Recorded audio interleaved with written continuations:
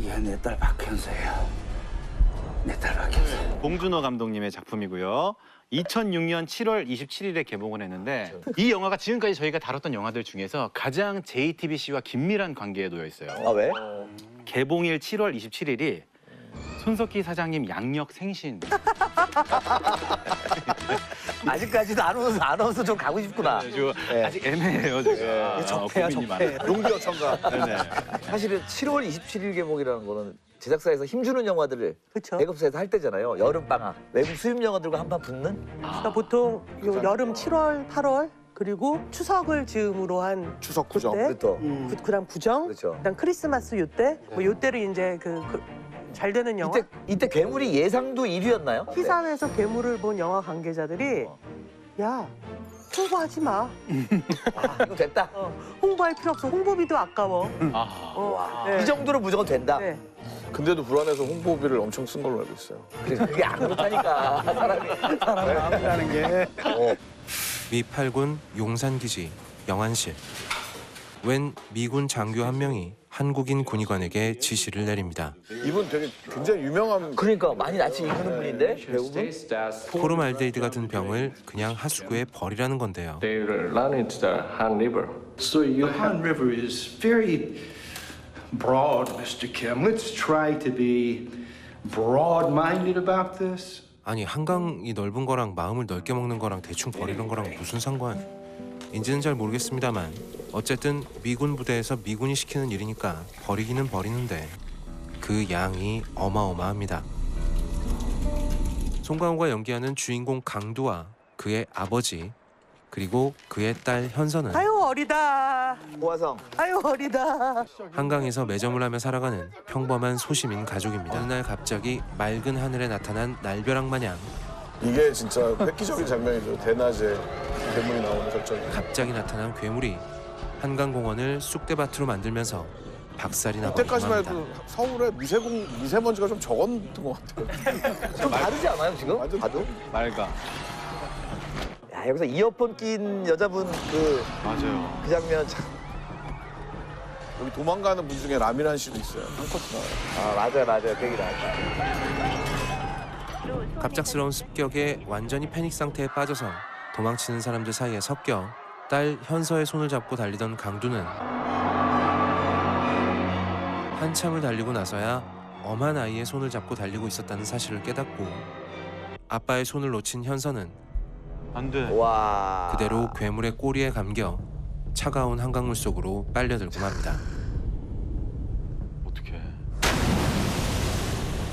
영화 괴물의 전반부는 괴물의 등장으로 혼란에 빠진 가운데 제대로 대응할 능력도 제대로 된 매뉴얼도 없는 정부가 통제만 하려 드는 모습을 아주 대놓고 풍자하고 있어 평범한 소시민에 불과한 강두의 가족들은 결국 누구에게도 도움을 받지 못하고 불법적인 방법까지 동원해서 병원을 탈출하고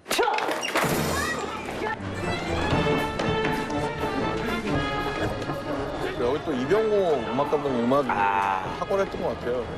이병헌 감독. 음악 감독님. 직접 현서를 찾아 나서게 되는 거죠. 이런 데가 다 실제 한강에 있는 장소를 다 진짜요? 허가받아서. 세트가 아니고. 그렇죠, 그렇죠. 마침내 그들은 괴물을 발견해서 사투를 벌이지만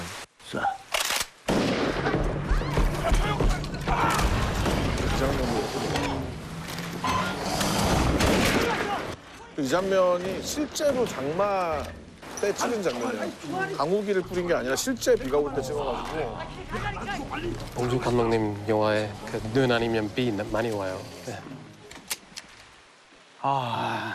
총알수 잘못 세가지고. 결국 가족의 가장이자 리더인 강두의 아버지 희봉마저 괴물에게 저 희생당하고 장면이 맙니다. 맨 오브 스틸이라는 영화에서 똑같이 케빈 코스트너 흉내내요? 네, 똑같이 그냥 똑같아요. 커트도 똑같고.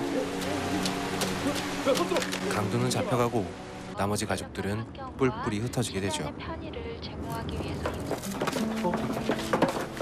자 임수환 감독님 출연을 하셨어요. 형, 언제부터 여기 와 있었어? 좀 전에 현서가 새벽에 전화를 했잖아. 어?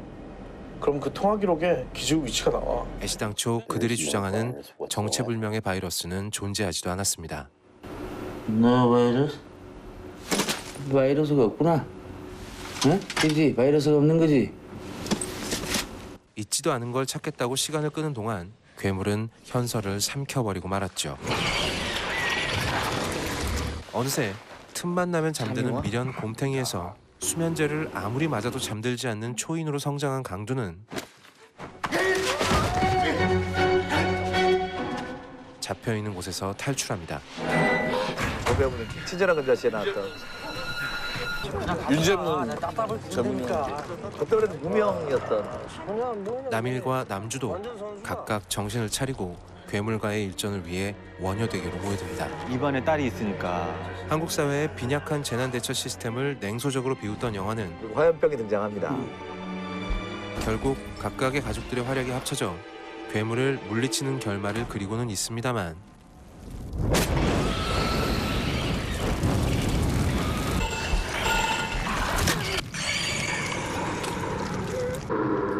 이제 시사하는 바가 큰 이들의 싸움은 현서를 구해내는 해피엔딩으로 이어지지는 못합니다.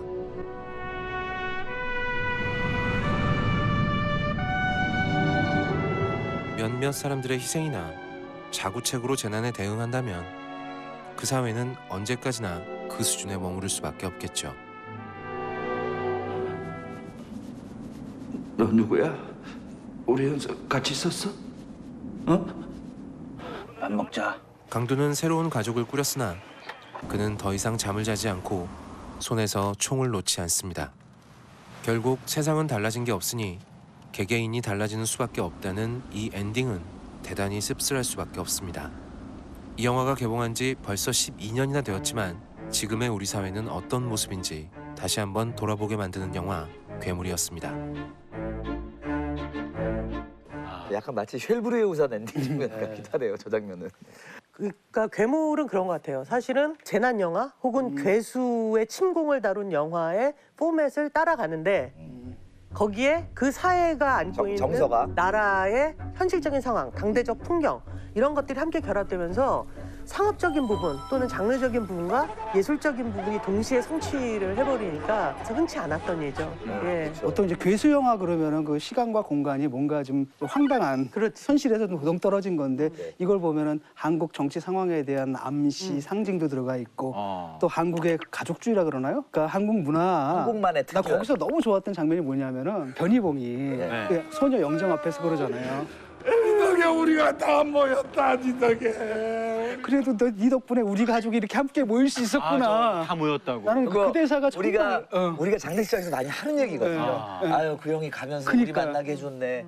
그리고 또 저 맞아. 특히 한강의 풍경이 네. 다리 교량의 구조라든지 이런 것들이 아 저렇게 돼 있었구나라는 걸 깨닫게 해줘요. 아하. 한강의 다리가 얼마나 다채롭고 그 안에 비밀스러운 공간들이 많이 있는지를 알려준 그래서 이거는 되게 그런 측면에서 건축학적인 측면에서 봐도 되게 재밌는 영화일 것 같다는 생각이 들어요. 맞아요. 봉준호 감독 영화는 15분 다 볼 수 있잖아요. 그래서 와, 그 너무 달아요. 그래서 그 서스펜스 때문에 조금씩 보면 좋아요. 아하. 제가 괴물을 좀 소개해드릴게요. 네. 괴물 프로필입니까? 네, 괴물 프로필. 그리고 나이는 7세. 아, 괴물 어릴 때 나이로. 잠깐만 그랬구나. 네, 아니 괴물 나이로 7세면 걔 성장한 그렇죠. 건가요? 우리 나이로는 약간 사춘기, 질풍노도의 시기. 막 뛰더라고 애가. 경계인. 망나니처럼. 그 외모를 보시면 5조각으로 나뉘어서 겹겹이 벌어지는 그 연꽃잎 모양입니다. 성격이 아주 또 재밌어요. 호기심이 많고 굉장히 감정적입니다. 호기심이 많은 것까지는 안 나오는 것 같은데. 아, 호기심이 네. 모든 사람 가리지 않고 먹잖아요. 아, 그러니까. 네, 호기심이 많기 때문에. 그건 탐욕스러운 거 아닌가요? 네, 그렇죠.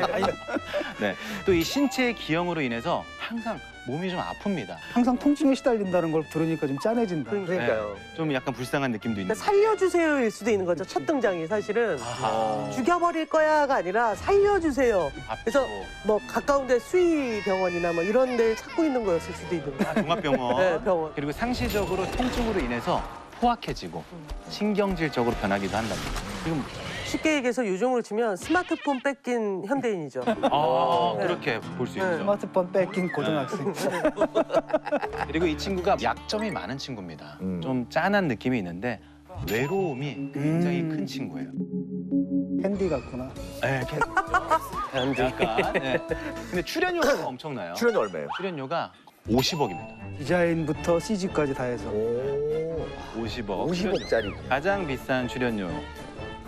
근데 괴물의 변천사를 특별히 저희 방구석에만 보내주신 분이 있습니다. 우리 비밀 회원이에요. 장희철 디자이너께서 변천 과정들을 사진으로 이 괴물이 나오기 전까지. 맞습니다, 네. 맞습니다. 자, 사진 한번 보시면서 제가 설명을 드릴게요. 자, 자, 자, 자.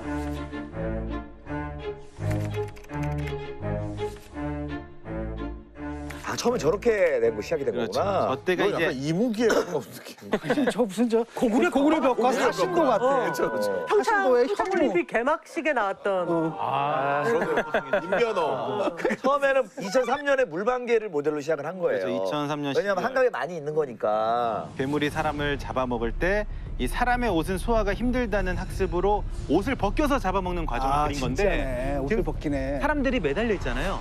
저걸 직접 장희철 디자이너께서 저런 포즈를 취해서 사진을 찍어서 보내주셨다고 합니다. 옷을 다 하나씩 벗기는. 네. 진짜 녹할 거예요. 이 2004년 7월 이 모델입니다.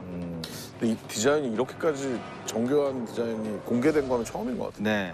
이 이제 이게- 친구는 내가 보기에 그 게임에 스타크래프트라는 게임 있잖아요. 아, 저그. 네, 거기 저그 종족 중에 이런 애 분명히 있었던 것 같아요. 히드라 같은 느낌. 네. 이렇게 어류와 양서류가 조합된 형태로 바뀌었고 네. 실제로 크리처들이 어류, 양서류에서 배영된 형태가 많잖아요, 또. 맞아요. 이제 최종 단계로 넘어갑니다. 바로 이거예요. 이렇게 된 거, 이렇게 된 거구나. 네, 이 바로 이거예요. 이렇게 된 거, 이렇게 된 거구나. 네, 이 벌어지는 입의 형태를 또 저렇게 바꿨고 작은 앞발. 왜냐하면 작은 앞발로 이제 그 이어폰 끼고 계신 여성분 그렇죠. 그분을 손으로 잡아야 되기 때문에 네. 그렇게 최종 디자인이 마련이 됐습니다. 2005년에 저렇게 픽스가 됐군요. 네. 아, 그리고 저는 강두가 송강호 씨가 그 병원에서 골뱅이를 드시잖아요. 네. 근데 그 골뱅이 모양이 또 그 괴물하고 비슷한 느낌이었는데. 그러니까 이 영화 또 되게 재밌는 게 바이러스라는 게 나중에 페이크라는 게 밝혀지기 전까지 사실인 것처럼 아주 긴장감 있게 끌어가요. 골뱅이를 먹을 때 송강호 씨 등 쪽을 이렇게 집중하거든요. 그래서 뭔가 이 사람도 변이하는 건가? 그러면서 갑자기 그러니까 영화 처음에 그 자살한 그 사람이 이렇게 된 건가?